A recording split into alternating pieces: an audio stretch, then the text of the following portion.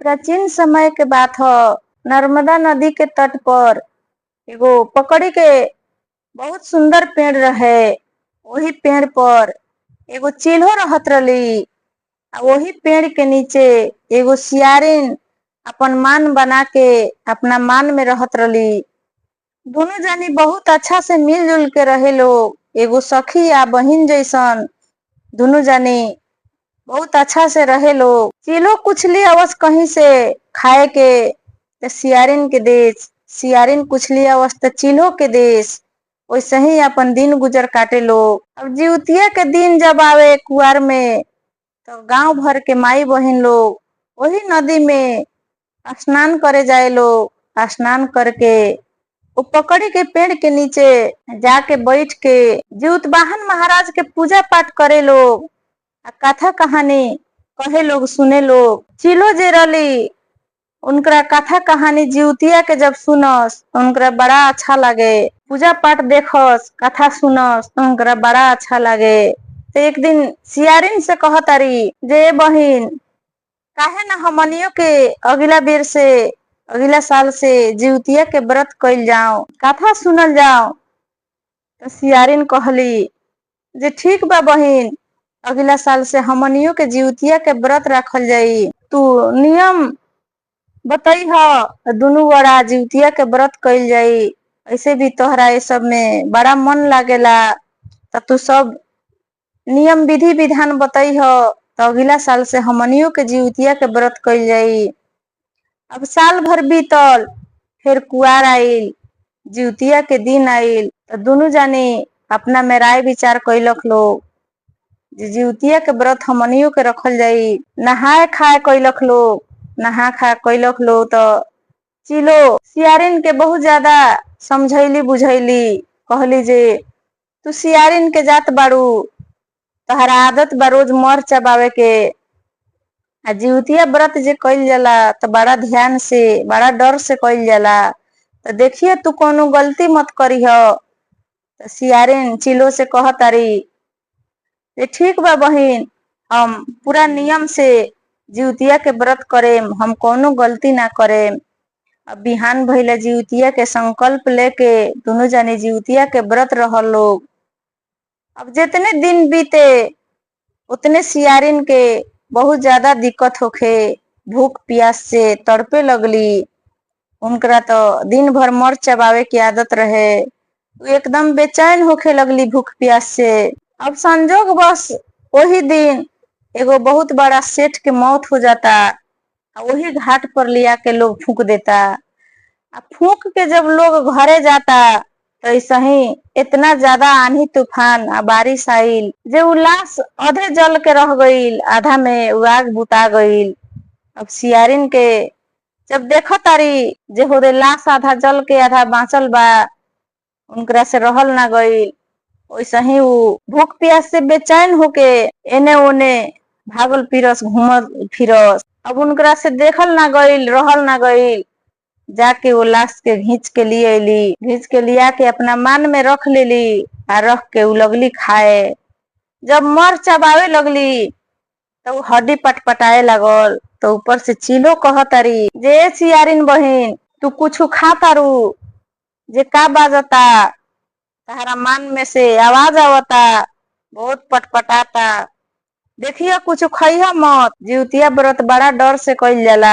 तब सियारिन कहतारी चिल्हो से जे ना ए बहिन, हम कुछ नहीं खात, हम भूखल जे बानी नु तो उहे हमर हड्डिये पटपटाता। एह कर करतानी तबो पटपटाता, ओह कर करतानी तबो पटपटाता, हम कुछ नहीं खात। उनकरा के झूठ साँच बोल के फुसला देली।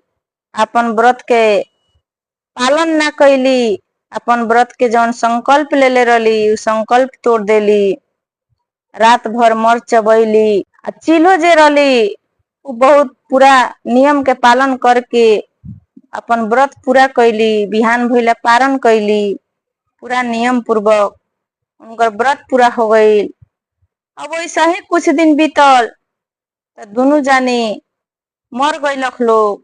दोनों जानी मर गईलक लोग तो लोग के दोसर जुनी में जन्म भइल। दोसर जुनी में भी दोनों जानी एगो पंडित के घर में खास बहिन बन के जन्म ले लोग। चीलो जौन रली उ बड़ बहिन बन के जन्म लेली। सियारिन जौन रली वो छोट बहिन के रूप में जन्म लेली। अब वो पंडित जी वो लोग के बाप मतारी दोनों जानी के बियाह शादी कर देलक लोग।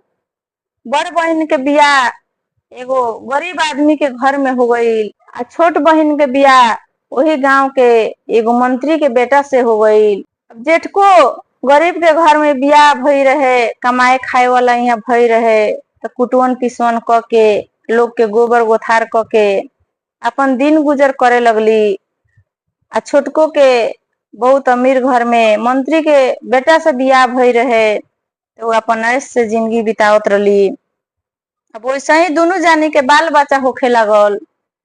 बड़को के जब बाल बच्चा होखे तो इनकर बाल बच्चा जी जाए, आ छोटको के बाल बच्चा होखे तो उनकर बाल बच्चा मर जाए।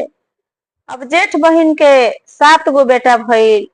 7 बेटा एकदम स्वस्थ आ जिंदा रहे लोग। आ छोट बहिन के जितना बाल बच्चा होखे उतना मर जाए। जब भी अपना जेठ बहिन के 7 बेटा लोग के देखस तो इनका बहुत ज्यादा जलन होखे, बहुत ज्यादा ईर्ष्या होखे। अभी लगली वो लोग के मारे के षड्यंत्र रचे, साजिश करे जो हम कैसे वो कनियों के मार दी, जे इहो बिना बाल बच्चा के हो जाओ। एके गांव में बियाह शादी भई रहे दोनों जानी के। जेठ बहन के जब कभी काम पड़े तो उनको घरे जाके कुटवन पिसवन करस, काम धंधा घर दुआर के करस, जौन मिले तौन लियावस, अपना बाल बच्चा के गुजर करस, अपने खास। अब वैसे ही वो लगली साजिश रचे छोट बहिन, जे इनकरा बाल बच्चा के 7 बेटा के कैसे मार दी। अब का करो तारी, एक दिन 7 गगरा हादा बिरनी क के अपना दरवान से सिपाही से उनकरा घरे भेजली।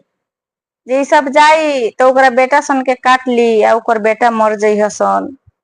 जब वो 7 गगरा लेके सिपाही जाता उनकरा घरे, बड़को के घरे, जब गगरा खोलता लोग तो देखता लोग तो 7 में खाली धन संपत्ति हीरा मोती रहे, रुपया पैसा रहे। अब देख के बहिन बहनोई या 7 बेटा लोग बड़ा खुश भइलक लोग, जे बहिन हमर दुख देख के, मौसी हमनी के दुख देख के बहुत सारा धन संपत्ति पे ठैले बाड़ी, जे वो लोग के कुछ मदद हो जाई। यहाँ तो बहिन भेजले रही जे 7 बेटा लोग के हाडा बिरनी काट ली या मर जाई। लेकिन ये लोग के का पता रहे, जब कोनो खोज खबर ना आईल, उनकरा कुछ कान में सुनाई ना पड़ल जे हाँ ओकर बाल बच्चा मर गईल चाहे कुछ। अब फिर कुछ दिन बीतता तो 7 गगरा सांप पे ठावतारी, जे सांप तो जाई तो जरूर काट ली और मर जाइ हंस। तो उ सांप लेके भी जब सिपाही लोग गईल तो उ सांप भी पूरा हीरा मोती सोना चांदी में बदल गई। फिर उ जोते रह गईली जे खबर आई जे ऊपर 7 बहिन के बेटा मर गईल सन, लेकिन फिर भी उनका कोनो खबर ना मिलल। फिर बड़ा दुखित भइली, बड़ा उनकरा और क्रोध आवे जे का बात बा, जे मरत नहीं खसन, जिंदे रह जाता रसन। अब एक दिन का करतारी जे 7 बहिन के बेटा लोग के खबर भेज के सिपाही से अपना घरे बोलावतारी। घरे बोला के वो लोग को खिया पिया के सुता के जब सुत गईलक लोग, तो सुतला में 7 बेटा लोग के, बहन के बेटा लोग के सर कटवा दिली। कटवा के 7 गो थाल में सजा के अपना बहन के घरे भेज देली। जब वो 7 थाल उनकरा घरे गई तो उ सर जौन रहे सब सेव समतोला फल फूल में बदल गए रहे। जीवतवाहन महाराज के कृपा से उनकरा बेटा लोग के कुछ ना भई रहे। उनकर बेटा वैसे ही जीवित होके उनकरा घर में घूमत फिरत रहे लोग। आई जब लेके गईलक लोग तो 7 थाल फल में बदल गई रहे। फिर वो इंतजार कैली जे खबर आई जे हाँ 7 बेटा के सर कट गईल, 7 बेटा मर गईल। लेकिन कोनो खबर जब ना आई तभी हार पाच के अपना से खुद उनकरा घरे गईली। घरे जब गईली तो देखा तारी जे उनकर 7 बेटा लोग ऐसे ही निम्ने घूमत फिरत बा। तब बहिन से सारा बात बतावे लगली, उनकरा गोड़ पर गिर गईली। गोड़ पर गिर के उनकरा से माफी मांगे लगली सारा हकीकत बतैली बहिन से जो हम कितना षड्यंत्र रचले बानी तोहरा बेटा सन के मारे खातिर, कितना कारनामा कोईनी, लेकिन फिर भी तोहर बेटा सन ना मरल सन। सब कुछ कह के बहिन से सुनावे लगली जे हम 7 गगरा हाडा बिरनी भेजनी, 7 गगरा सांप भेजनी तहरा बेटा सन के मारे खातिर, फिर भी तोहर बेटा ना मरल सन। आई 7 थाल जौन फल आइल बा, ई फल न तहरा बेटा सन के सर रलख। हम अपना हाथे ओकनी के सर कटैले रहनी ह, लेकिन फिर भी तोहर बेटा जीवित बाड़ा सन। ई कैसे हो सकता? तू कौन पुण्य प्रताप, कौन व्रत करेलू, का करेलू जे कुछ कैला से भी तोहरा बेटा सन के हम मारे ना सकनी, तोहर बेटा जीवित बाड़ा सन। हमर बाल बच्चा होता तो हमर बाल बच्चा होते मर जाता। हमरा के ई राज बताओ, हमरा के माफ कर दो। हम बहुत ज्यादा तोहरा साथे षड्यंत्र रचले बानी, बहुत जे साजिश रचनी, फिर भी तोहरा बाल बच्चा के कुछ न भइल। अब बहिन से माफी मांगे लगली, सब कुछ कह सुन के सुनैली। अब वही टाइम जब वो कहत रली तले जेठ बहिन के जौन पिछला जन्म में चिल्हो रली, उनकरा जीवत वाहन महाराज के कृपा से पिछला जन्म के सब बात याद आ गई। अब वो सब छोट बहन से सब बात कह के सुनैली। वही पकड़ी के पेड़ के नीचे उनकरा के लेके गईली, उनकरा से सब बात कहे लगली जे हमनी के एक दिन जीवतिया व्रत के संकल्प लेनी स दोनों बहिन। हम अपन व्रत पूरा कैनी, आ तू संकल्प लेके भी अपन व्रत के पालन ना कैलू।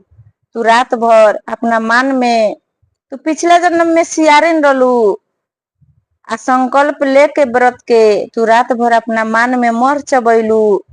वही पाप के वजह से तोहर बाल बच्चा नइखे जिंदा रह, तोहर बाल बच्चा होता तो मर जाता। तू जीवतिया व्रत के अधूरा छोड़ देलू, पालन ना कैलू। व्रत के जौन संकल्प ले रहलू ओके पूरा ना कैलू। ओ जन्म में तो तू पाप कइबे कैलू, एहू जन्म में हमरा बेटा सन के मारे के षड्यंत्र रच के आज भी ये जन्म में तू बहुत बड़ा पाप कइले बाड़ू। यही से तोहर बाल बच्चा नइखे जिंदा रहत। तब छोट बहिन सियारिन जौन रली उ लगली उनकरा से माफी मांगे लगली, पूछे जब हम का करी, हमरा के कोनो उपाय बताओ जवना से हमरो बाल बच्चा होखे तो जिंदा रहे, हमरा के माफ कर दो। बहुत क्षमा मांगे लगली उनकरा से, बहुत रोए लगली, विलाप करे लगली। तो बड़ बहिन उनकरा के जीवतिया